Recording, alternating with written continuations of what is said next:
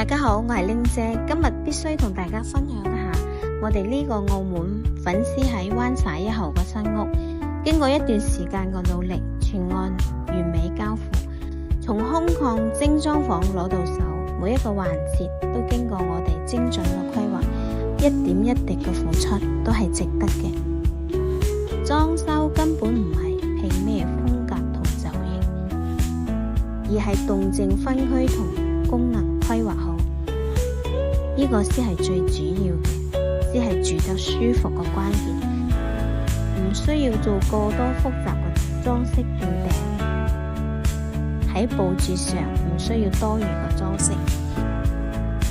咁樣嘅屋企先住得舒服順利。一間屋嘅裝修唔係話你要做幾多嘢，做幾多櫃，而係要留幾多個空間。一間屋最少係要住上10幾、20年，甚至幾十年，所以點敢隨便裝？